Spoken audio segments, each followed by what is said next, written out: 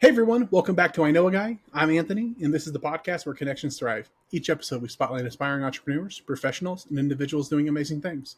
Together, we'll grow your circle, spark collaborations, and discover new opportunities. Today, we're meeting James Corwin. He's a nationally recognized wildlife artist and gallery owner who's turned his passion for painting into a multi-million-dollar brand. Based in Montana's Bitterroot Valley, James combines creative storytelling with sharp online marketing to redefine what it means to be a successful artist today. How you doing today, James? I am doing wonderful. Thank you for having me. No, I was excited to have you on. I haven't had anybody on doing what you do, and it's really interesting. I was really excited to hear more. But to start off with, Montana's Bitterroot Valley. You been there for a while, or are you newer to the area? For a few years, I grew up in Kalispell, which is a couple hours north, another beautiful valley. A lot of people might be familiar with it because Glacier National Park is there. And so obviously it was a wonderful playground and place of adventure to grow up in. I imagine wildlife and art and painting. Just Montana's probably just chock full of ideas for you, things to see and paint. I tried to run away a few times and I just keep coming back. Yeah, yeah, I get that. Well, let's say you have some friends coming in town to visit that I've never been before. Where are you going? What are you doing? And what's for dinner?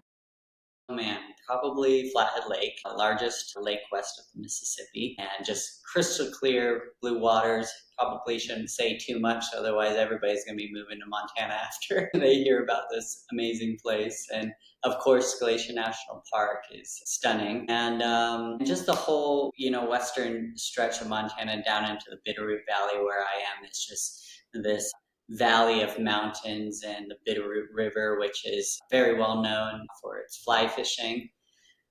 We have great rivers for that too. And yeah, so bringing friends, we would hit the lakes, hit the mountain lakes and Glacier Park, and maybe some time on the river too. So plenty to do, but what about dinner? Oh man, if you want good steaks and good meat, we have a lot of beef and bison here. And I don't know if we're very well known for our ethnic cuisines, but I think the food's pretty good. And I'm here. I live in Missoula, so we get a lot of diversity here, and so it's and within walking distance of downtown. So I have wonderful food options.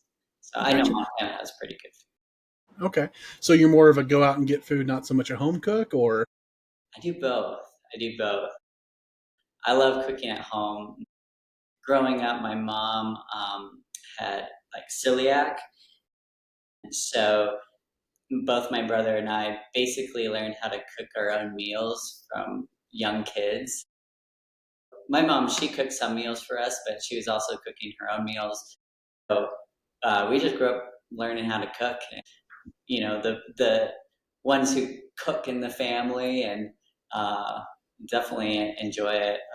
I like coming up with really creative meals and using books and recipes. I like to go out and eat too. I got you. Yeah, no, I always ask because some people like I don't go out. I'll make a steak at home or something. But okay, Yeah, totally. It's hard because like I don't know. I really like the food that I make, and I don't mind making it. I think it being an artist, it's another just creative endeavor. So um, it doesn't seem like a chore to me. So I'd certainly stay home and make a great meal. That sounds nice. okay, I got you. Well, what is it that you do? Yeah, I am an artist, a painter. I have been painting full time for 11 years now. And as a oil painter, I create wildlife paintings that are realistic and also contemporary. And my art is represented in galleries around the country. I create art here in the studio and then ship it around the world to collectors. I own a gallery as well in Hamilton in the Bitterroot Valley, and also have a website where I sell quite a few prints to collectors as well. Yeah. Well, is this something that you've always wanted to do? Was it a happy accident? You don't see a lot of people fill in the role that you do, so you're kind of a real rare breed there. But how'd you get started?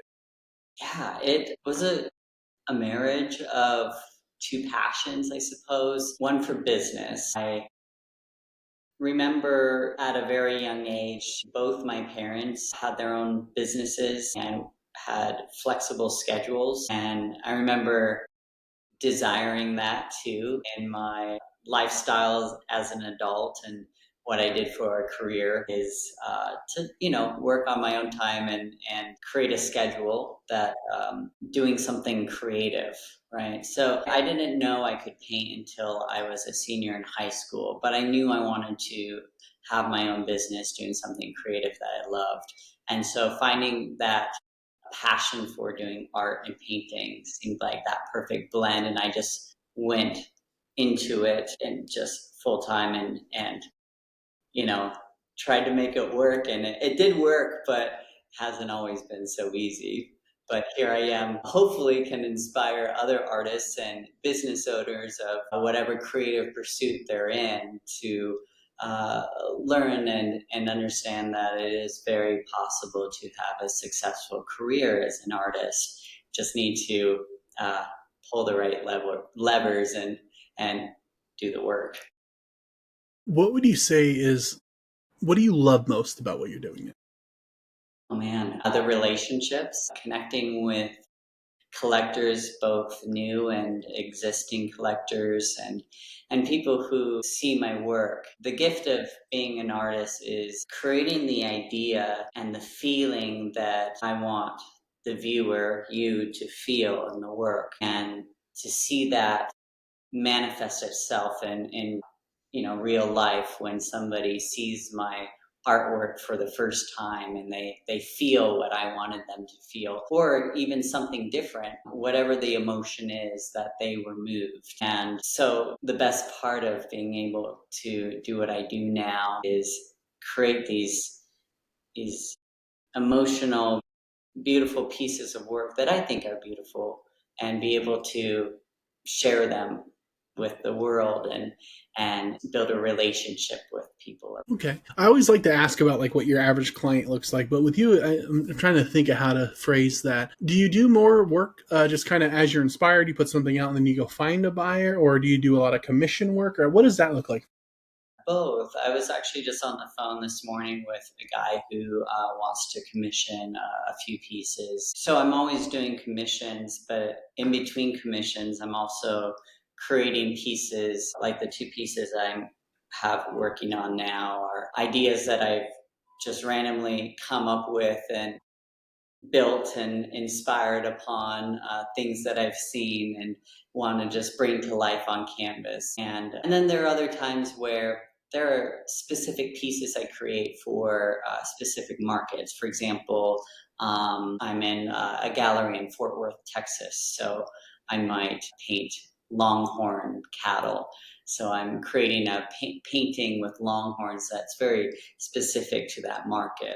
Whereas, like, the Raven and Joshua trees is probably specific to the market, in southern, southeast California where Joshua trees are, and maybe more of a desert market. But I'm still trying to figure out where it goes. But I have a collector base now of several thousands of people that I can shop my artwork to, and then I send it out to the galleries where they'll hopefully find a new home. Okay. And then when you look at like networking, because a lot of businesses we find a lot of value in networking, creating power partners, relationships. Are there any certain industries or professionals that you tend to synergize well with or find the ability to collaborate with? That's a great question. I would suppose, I get, as far as businesses that I've worked with, there's a lot. I'm going to speak from kind of two sides of that. Businesses I've worked with where I'm asked to do a commission for their lobby or their office, and it's a very motivational piece of work, such as a bison forging itself through a storm and all the snow and mist, because a bison will head into a storm because it knows it's the fastest way through. So that's an inspiring message to an office or workforce. But then the other side of that is getting to work with companies too that have approached me for licensing work. And I think that's really cool to be able to collaborate on new products where my artwork is being used, the image of an idea of it is being used on a new type of product. And that it's neat because it allows people to enjoy the art in a different way, a different capacity. I got you. When I think business inspiration, it's always the cat on the tightrope. This is hang in there, No, Yeah, yeah. that's right where I'm a child. Anyway, so you've taken your own path. You're self-employed entrepreneur. What advice would you give to a new or aspiring? Yeah, to know it is possible, but it requires an incredible amount of work and focus and discipline. I think I've learned a lot of hard lessons and certainly had my fair share of failures. But when I look back on them, of course, they're wonderful learning opportunities. And what I've learned from that is how important focus is and not being distracted by all the little opportunities that kind of pop up along the way that seem like good revenue opportunities or business adjacent things that you can kind of build and create with your business, but they all take time away from the easel. And the most important time spent is creating new work. And then, but also to not be fearful of the challenges and the failures of starting and growing the business because they're inevitable and they are painful. So you just have to know that going into it, you're going to constantly butt up against challenge after challenge. But the pain of it and the stress of it seems to ease over time. And there are thresholds, I suppose. And I don't know. I look back and I'm like, oh, this really sucks, but I've been here before many times and I know how to get through it. And then I'll get hit by something that's completely new and I'm like, oh my gosh. But then I'll go through that, and take on, risks that I've assessed that I think would be good for the business. And I tell new artists or creators who want to create a business in their space to continually invest in themselves, to use the profits that you have, sure, spend it on your living expenses, but don't be afraid to continue to invest in yourself as well. So it's kind of a trope, the starving artist. Yes. But can artists really make a full-time living or even build wealth selling their work online? Yes, absolutely. I think really anybody can. There are a few key factors that I think are really important to consider. One is marketing. Marketing is very important, and it can really amplify your business and your art, whether it's actually that good or not. If you can convince people that it's good and worth buying, people will. And of course, if it's very good, that makes it easier for you to sell your art. But getting your artwork seen and out into the marketplace and getting as many eyes on it as you can, both online and in person, is incredibly important.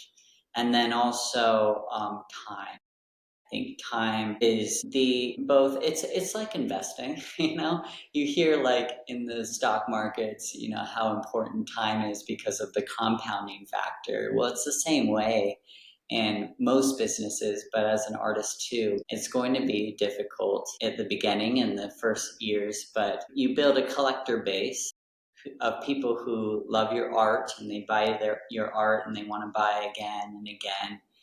And that collector base grows every single year. And so, by the end of, 10 years or 11 years where I am, I have a collector base of over 10,000 people that I can now shop a piece of artwork to, or a new release of limited edition prints. So it gets better every year. It should if you're doing all the right things. But I think a lot of artists give up too soon. Yeah, absolutely. And that's universal. Most people, they look at somebody having success and it's like, oh, they were an overnight success. Most overnight success took years. It's just because they hockey sticked recently doesn't mean that there wasn't that slow grind for the last 3 years that got them to the point where they were ready to Exactly. take on that radical growth. So yeah, no, it's fantastic advice because it's easy to be discouraged if you see somebody else doing something that you think you should. It's like, great, they probably put it in more effort over a longer period of time than you. Yes, and Time. incredible effort and time, but to not give up is incredibly important. Yeah, back to the kitten on the line. Hang in there, right now. So, you talked a bit about marketing. What would you say is one marketing strategy? Let me ask that again. What's one marketing strategy that helped you grow your business fast? Ads, running Facebook ads. I think that is, and still today, largely untapped potential for artists to create good ad copy and run a targeted ad.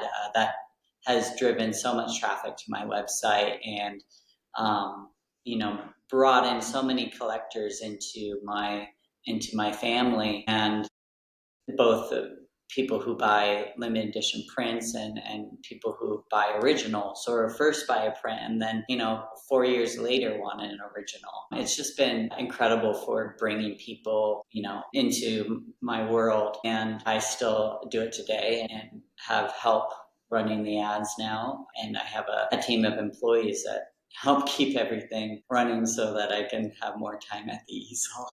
Absolutely. How do you balance creativity and business as a professional artist? I think they're both the same. Business is creative and art is creative. I I wake up every day excited to get to work. I don't know if I've really ever experienced burnout or a lack of ideas or creativity. If anything, I feel almost stifled in my creativity by the constraints I have of time. I wish I could paint more and paint faster, but I'm limited to the hours I have in the day and my own sleep and health and routine that I I have so many things up here that I want to get out. And that's one thing too. I tell young entrepreneurs is I, like so many, obviously I still have dreams and goals that I want to achieve, but I wanted to achieve those so fast and so quickly. And now I think it's just so fun to be in the journey of it. And so many people, it's another trope, right? Don't miss the journey, and the destination isn't the goal and all that stuff. But it's true. It's like I feel like I'm in the fun of it, or enjoying more of the fun of being in it every single day and not being discouraged because I haven't hit XYZ by this certain period of time. Because I've learned that setting those kind of benchmarks are good for aiming for achievement, but also, I miss all the good that's in between. Yeah, for sure. Yeah, it's easy to do. Why you? What sets you apart from everybody else out there doing something similar? Sure, I think that's been told to me a lot or voiced through my collectors. And what I've learned from my work is that going back to that emotional element, it moves people, and people are really drawn to the eyes or the expression of the animal. When I'm creating an idea, I am thinking what emotion that I want you to feel, and I'll be going through all these mock-ups and ideas trying to, put that animal in the right position where it just hits and there's that spark where, ooh, I feel it. That's what I'm looking for. And if I can feel that and recreate that on the canvas, then I'm pretty sure you're going to feel that too, or feel something, right? It's like making a movie or a piece of music. And I think that's what draws people to my art. And why me? Why my art? Well, it's emotionally charged. There's something to it that when you see it, you have to stop and stare. Awesome. Well, is there, I know when it comes to art and everything you're doing, there's all the rabbit holes. We could talk about all of it. But in general, is there anything that I missed or I failed to ask that you wanted to add? Yeah, I think the implementation of AI right now in art is really fascinating. And a lot of people are saying, oh, art is going to replace art and take away, artists' jobs. Well, first of all, AI can't paint a painting yet, like a physical painting. But I actually think it's going to make art more desirable because of the humanity of it. I think AI is starting to make art that's too perfect. And I think what now we are drawn to is what's created by humans and the imperfections. I know for myself and for people that I talk to, artwork has become even more special, or even just photographs that are not manipulated by AI but are authentic and created by a human hand or a human eye is now even more desirable. And so I'm interested to see, because I don't use AI in any of my art, because I think I'm now like trying to make space for those imperfections more, if that makes sense. Yeah, for sure. I actually had this I had this conversation with somebody like, yeah, no, like it's going to take over X, Y, you know, and it will. It'll do a lot of something. But people still drive Lamborghinis, even though Toyotas, Corollas exist, right? Right.